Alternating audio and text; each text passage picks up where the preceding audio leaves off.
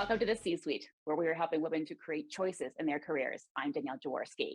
If you've ever been considering taking a big, bold career leap and you're not quite sure what that entails, what can happen, or what the outcomes will be, this is a segment for you.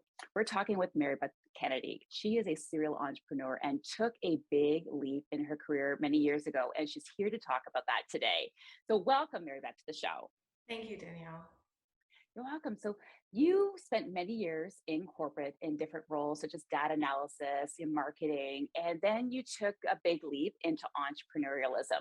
What was kind of the reason behind this kind of career change?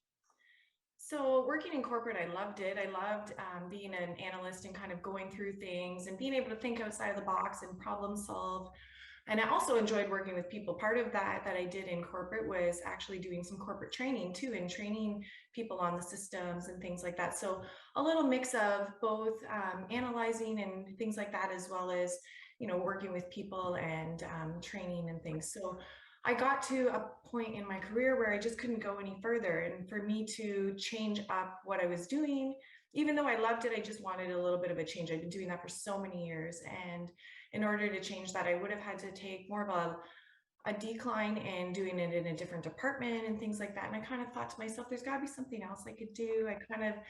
There were ideas and things that I had even in my career in corporate that sometimes just weren't being heard, or just people didn't see it the same way I did. So they didn't think maybe it would work, but I knew my trade well and I knew what I was doing. So I knew that some things would work, and it was just sometimes frustrating not being able to move forward that way. So after that, I ended up getting into marketing and working for a company where I kind of came in as a consultant and worked for them to expand their company, get them under one umbrella, and get their business online. Basically, they didn't have a website, nothing like that. So kind of got that started and opening up new offices, managing all of those projects, things like that. So with the two experiences that I had with both of those, I thought I'd love to own my own business. Had you ever asked me that before, I would have said, no way. There'd be no way I'd want to own my own business. It's risky, right? You have no idea where that's going to take you. But I was at a point in my life where I thought I could just do it. I had had some savings and things. So I literally went online and looked for businesses for sale. I was a little fearful about starting something myself. So I went online and I ended up finding the tanning salon, and I ended up looking at that. And I could just see from a business perspective where they were kind of just stuck, and knowing a little bit about tanning, but that obviously wasn't my passion or anything getting into that. But what my passion was customer service, beauty, just, trends, fashion, things like that. So I knew I could kind of take that career and go forward and add to it. So I had purchased that and then just added more to it. I knew I could expand it and grow it. So taking a small risk on a business that was a little bit smaller and being able to just test that in case it didn't work. I wasn't sure. I knew it wouldn't be a huge loss, but it was worth the risk for me to take. And it's been 7 years now since I've had that business. Mm-hmm.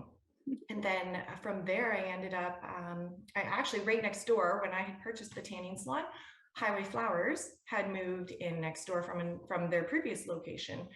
And I thought to myself, this is about 1.5 years of owning my tanning salon. So probably the worst thing you can do is to buy a second business, they say, when you don't have your first one quite yet established, but you're still growing it. But HiWay Flowers was there and they were selling. And I had thought to myself about expanding my salon because I have a small space, and thought maybe I could add more services, things like that. It had been growing and doing so well. And then looking into HiWay Flowers, I realized this has been a part of our community for a really long time, since the 70s, and it's a part of our history. And part of, as a business owner now too, I love being involved in the community and supporting the community. And that was even a big thing when I took on the salon, like trying to do what I could, just supporting others. So I looked at the business itself at HiWay Flowers, and I just could see from a business perspective, not even really knowing much about flowers yet, where I could advance this and make it even better. And I could change it. And I saw that it was kind of stuck in traditional. So again, with my passion for fashion, trends, design, things like that, and my creativity and customer service, loving to be a part of that, I could see that this could be something that I could do.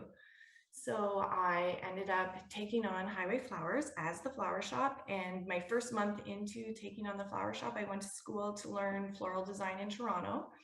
and left the staff that were there and just said, "Hi, I'm your new owner. See you later. I'll be back next month." and and I took that to learn so that I also understood what my florists were doing and understood how to, sell the flowers and learn about the flowers and learn about where I could go and purchase these and grow that business, because it's so much different than just a service-based business. This now I'm dealing with perishables, very similar to like restaurants, things like that. So it was a huge learning curve that I had to take on. Mm. So part of that was just, going and learning everything and being able to grow the business that way.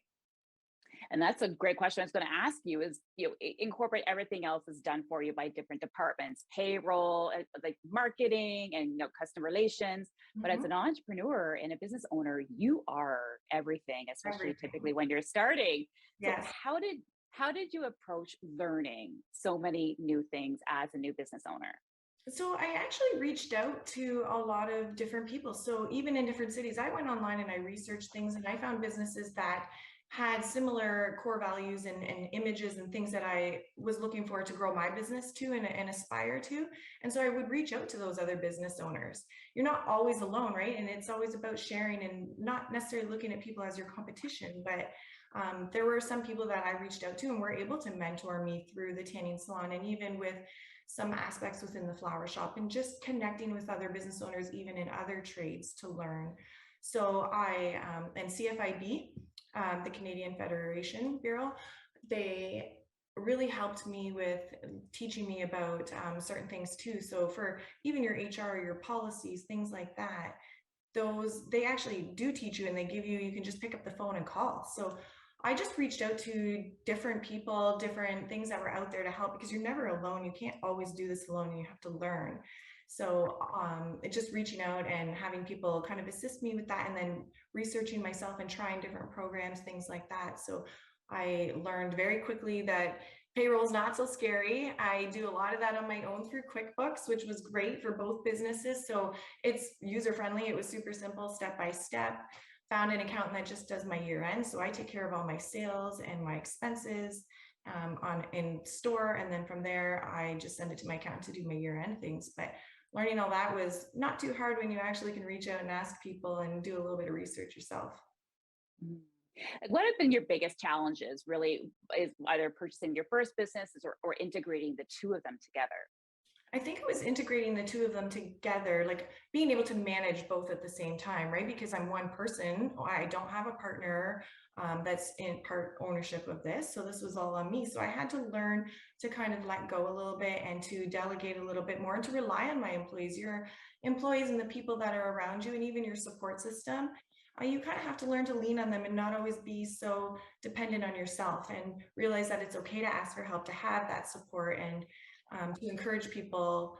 Also, I found that encouraging my employees and keeping them a part of my business and decision making as well, and how we're growing and things like that, has really helped to create more of like a family environment. And that's helped me be able to send off tasks for them to kind of take things on and handle things so that I'm not so crazy busy.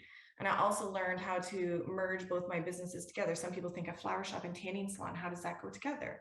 Well, weddings, events, things like that. So I'm doing makeup spray tanning or just regular tanning for people at the tanning salon, and then flowers, they go hand in hand for events as well. So it's great to be able to cross promote and do those together and put in together packages and things like that as well. That's such great ideas, but again, different ways to also grow the business because as an entrepreneur, you have to focus on the here, the now, the present, then Right. also be able to look at the future. We have a few seconds left. Where is the future and what's next for you with these businesses?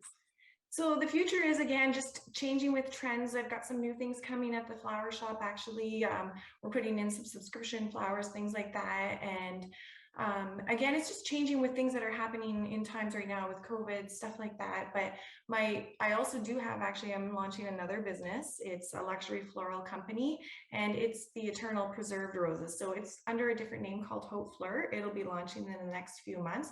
And that actually is a little segue from HiWay Flowers. I took the HF so I could keep that monogram the same and keep it cohesive. and then took the HF from HiWay Flowers and created Hope Fleur as my luxury line with these preserved roses. So that'll be the future for the flower shop, and Tanning Salon just continuing to grow with my customer base and keeping my services and everything up to date. Wonderful. Well, thank you so much. Good luck with all your future growth. And thank you Thank for you. being here today. Thank you for having me.